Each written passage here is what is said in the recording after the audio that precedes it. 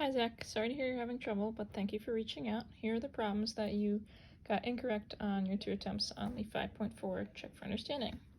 So one of them gave you f of x equals 3x squared, g of x equals 2x to the 1/2, which remember this is the same as the square root of x, and asked you to find g of f of x. So this is called composition of functions. It's where we substitute one function into another function where the x was. So I'm going to start by writing down function g since it's on the outside. So I'm going to write down this function, but I'm not going to put the x. I'm going to leave a blank set of parentheses because I'm going to replace that. I'm going to substitute for it.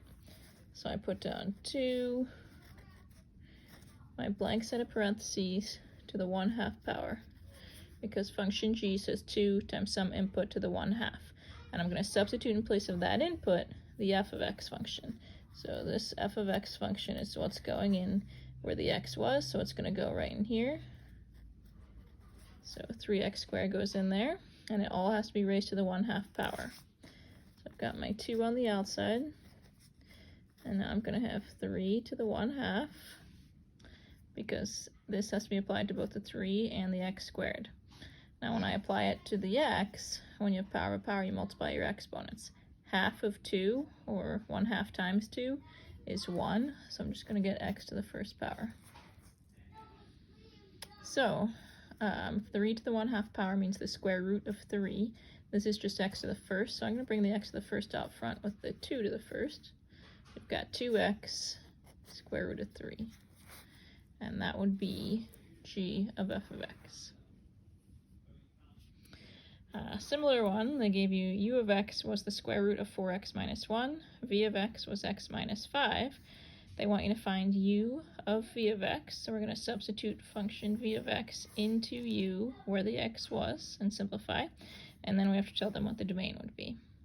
So since u is on the outside, I start by writing down that function. So that function says the square root of 4 times some input x, but instead of x I leave a blank set of parentheses, minus 1.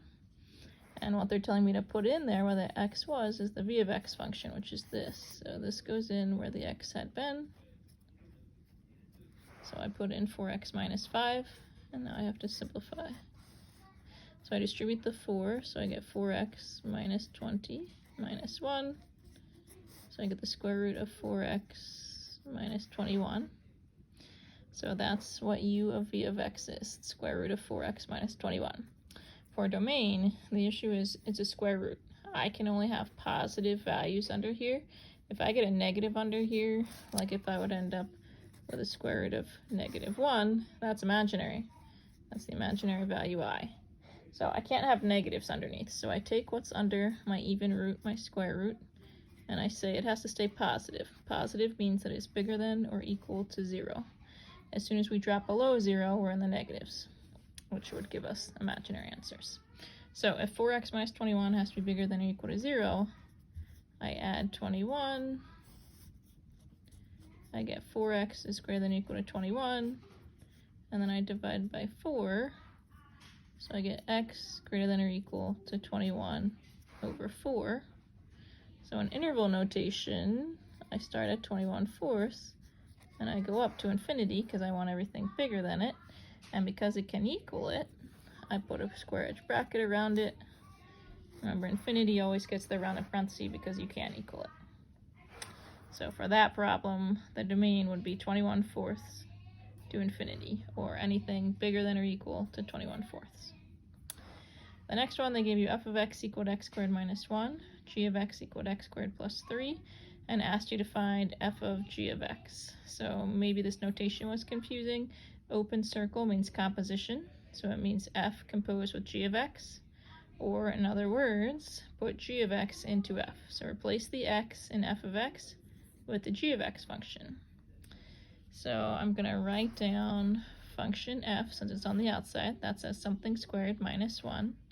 So in place of x, I'm going to put my blank set of parentheses, something squared minus 1. And in place of that x, they want you to put in g of x. So I'm going to take this whole function and put it in right here where the x had been. So I've got x squared plus 3 going in where x was. And then it says I have to square it. Well, this is a binomial being squared, so I've got to use FOIL or a box.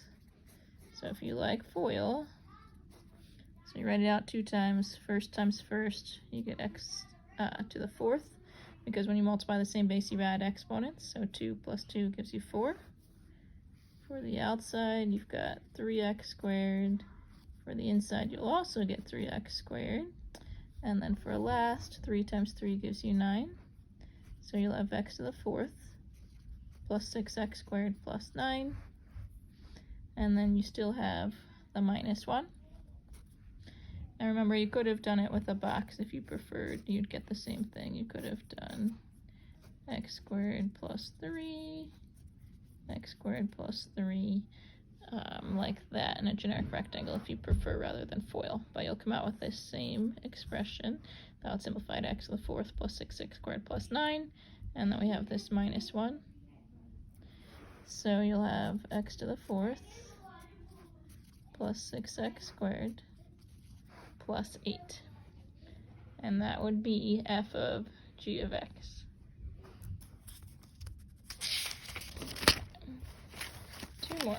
So another one you had, they told you h of t equaled t to the 2/3 minus 9, j of t equaled 3t plus 5, t to the 2/3, and they want you to do h of t minus j of t. So we put h of t down first. That's t to the 2/3 minus 9. And you've got to subtract from that the entire j of t function. So you've got to make sure that you distribute this minus sign to both the 3t and the 5t to the 2/3.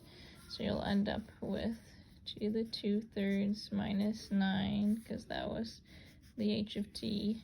And again, I'm going to distribute this minus to both things. So I have minus 3t minus 5t to the 2/3. The common mistake is to not distribute the minus to right here, but you have to. You have to subtract both that and that. So if we combine like terms, t to the 2/3, take away 5t to the 2/3, you're going to get negative 4t to the 2/3. And then you've got your minus 3t and your minus 9.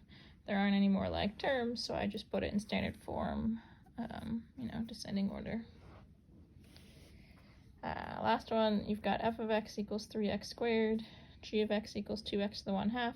Again, this means square root, and they asked you to find g of f of x, and actually I think we already did this one. Take a look. Yep, actually that's the first one that we did. So that one was already done. You got that one twice. There were a couple you got twice. I caught the other ones, but I didn't catch that one. Okay, I hope this video helped. Please reach out with any other questions you have, and I will reset the check for understanding for you. Good luck.